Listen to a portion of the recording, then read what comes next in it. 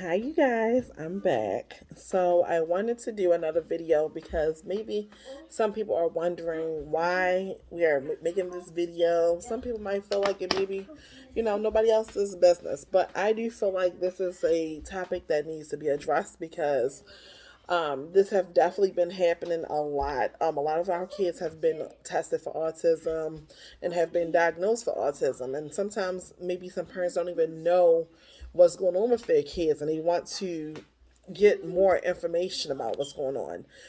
Caleb is now 6, and we're finally getting to the point of figuring out what's going on with Caleb as far as him being autistic. We've been for years fighting to get him a diagnosis. COVID-19 had hit, and basically it was to the point whereas everything just was on a standstill. So for years, I was trying to get him appointments. And when we moved to Georgia, Caleb was receiving speech therapy in Maryland. And when we moved to Georgia, everything was around COVID time and everything was shut down. His speech therapy had stopped because we had moved out of state, so the insurances was not going to pay anymore because it was out of state insurance as well. So I was trying to get everything through the I was trying to get everything situated as far as going through his school, his daycare that he was going to. I tried to go through the state, and I was just having a whole bunch of feedback of, oh, it's a long waiting list.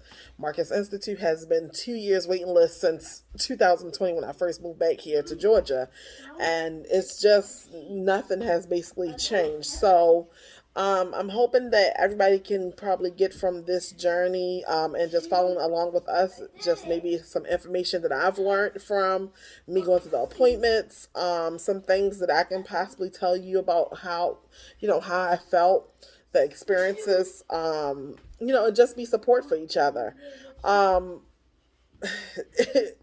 I'm not going to say that it's been an easy journey because I've had to sacrifice a lot as far as my schedule for work to actually like put my best effort forward to advocate for my son, because it was going to basically get to the point where he was going to just be left behind if I don't advocate for him. So um I don't know. Maybe this will work out, and some other people will feel like this will help them out. This will give them a little bit of peace, or maybe this can help them find some information. I hope so. The thing is that I was scared finding out.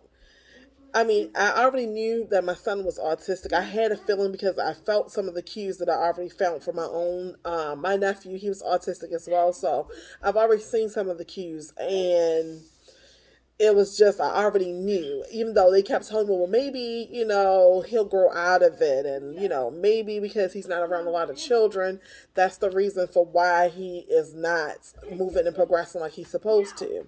So I don't know, but now that this is actually moving along, and now that I actually just got heard the signs of, okay, my son is autistic. He had the mindset of a 4-year old. That was a hard pill to swallow. I'm not gonna lie. I was kind of down a little bit, and I was like, "Oh gosh." I think about like, is my child gonna actually have a life, a regular life, and be able to have children and a family? And he's my only baby boy. Now my husband does have a older son, but they're so far apart. But the oldest one is 20 years old, so it's just him at this point with us. And so, you worry about your kids. You worry if they're going to be able to have a normal life, if he's going to go to college, if he's going to be able to live on his own and just have experiences that other kids have. Is he going to be able to follow instructions with the sports? Is he going to have a girlfriend? It's just those things is very important, and it makes you wonder, like, okay, what is this going to end up to? If something happened to me, who's going to care for my son? So those are big things that you worry about and you see. So like I said, this can be a support system for the next person. I'm always open. You can contact me. I'm available. I do go to school, so I do have internship, but you can always message me in the inbox, and I'm always open and honest, and I can give you what I know. I don't, I'm still learning. We still on this process of figuring out what we need to do. So if you need this video and it touches you and you feel like you need, you just need that support, you can reach out to me. And I'm Candace again.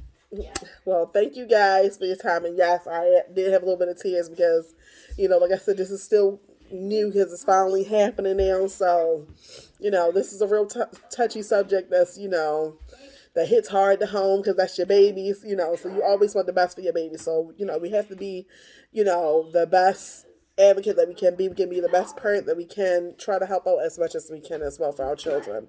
So, bye, you guys. Till next time, I'll message you again. I'm also going to post a few videos of Caleb with his reading because we work with homework and we do sight reading stories.